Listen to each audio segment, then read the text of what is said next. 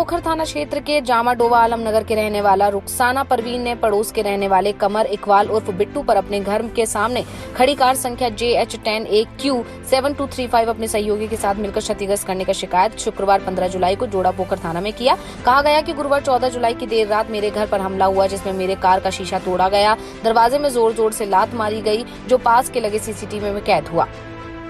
मामले को लेकर आलमनगर मदरसा में प्रेम वार्ता की गई, जिसमें रुखसाना परवीन के पुत्र मोहम्मद मुस्तकीम ने कहा कि अगर कमर इकबाल का संबंध बासेपुर के शातिर अपराधियों के साथ है, वो सहयोगियों के साथ मिलकर मुझ पर जानलेवा हमला किया था, जिसका इलाज धनबाद NNMCH में कराया गया था। मामला थाने में दर्ज करवाया गया था, जिसका कांड संख्या 102/22 है। फिर भी पुलिस उसे नहीं पकड़ रही है और एक बार फिर घर पर हमला किया गया। मेरे साथ कभी भी बड़ा हादसा हो सकता है। वहीं दूसरी ओर आरोप को लेकर कमर इकबाल से बात की गई तो कहा कि हम जिले से बाहर हैं, हम पर लगाए गए सारे आरोप बेबुनियाद हैं, हमें झूठे केस में फंसाने की साजिश रची गई है।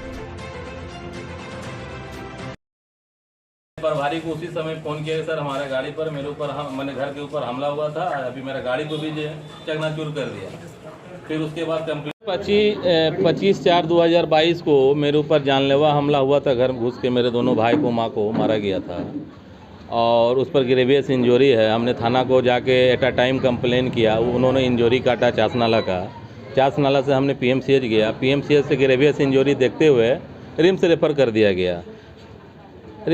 दिया गया। उसके दरमियान में कमर इकबाल उर्फ बिट्टू 25/4 को ही PMCH में एक्सरे विभाग के कर्मचारी को साठ गांठ कर 15,000 दे के वो फॉल्स इंजरी बना लेता है, दूसरा एक्सरे सटा के। जब मुझे पता चलता है तो मैं PMCH के अधीक्षक को रिपोर्ट करता हूं कि इसका फिर से जांच किया जाए, सच्चाई सामने आ जाएगा, दोबारा एक्सरे किया जाए। वो मेडिकल बोर्ड बैठाते हैं, मेडिकल बोर्ड गठित होता है।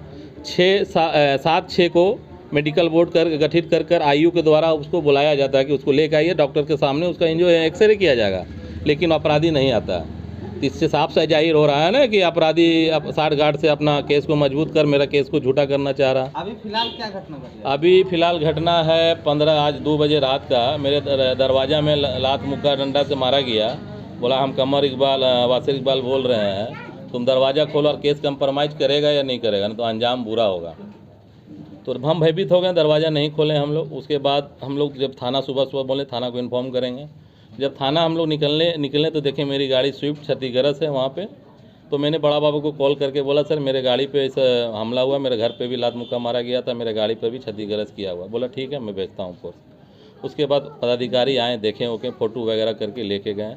अब मेरे घर के बगल में कैमरा लगा हुआ था, मैं कैमरा को अपना छानबीन किया कि सच्चाई पता चल जाएगी इससे कौन मेरे गाड़ी पर अटैक किया। तो उससे पता चलता है कि जो अपराधी मेरे ऊपर जानलेवा हमला किया था उसी के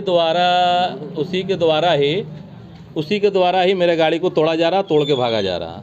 तब तो ये तो मेरे ऊपर घात लगा के बैठा हुआ है ना। वही हाँ वीडियो जी वीडियो में साफ दिखाई दे देगा। अभी तक प्रशासन द्वारा कार्रवाई नहीं किया जा रहा। प्रशासन किसी तरह का उसको न पकड़ा जा रहा। अगर प्रशासन चाहेगी तो एक दिन में उसको गिरफ्तार कर लिया जाएगा। आवेदन आप दिए थाना? हाँ थाना में दे दिए आवेदन, वो मेरे पास आश्वासन मिला, रिसीविंग दे दिया गया। हम बोले हमको कार्रवाई चाहिए, इस पर केस कीजिए, फिर जो दोबारा हमला हुआ उस पर FIR कीजिए, उसको पकड़िए। कहीं मेरा हत्या होगा तो सारा चीज़ लिखा हुआ। उसकी माँ मेरा रैगिंग करती है, गाड़ी खड़ा है, सारा लोकेशन अपने बेटा को देती है, इतना बजे निकल रहा है, इतना बजे आया। उससे तो मेरा हत्या होने की संभावना है ना। महीना बीत गया, अभी तक कार्रवाई नहीं। कोई 2.5 महीना हो गया, कोई कार्रवाई बड़ा बाबू द्वारा नहीं गया, और जबकि कोई इसी तरह का ही नहीं मिला। क्यों नहीं कर रहे?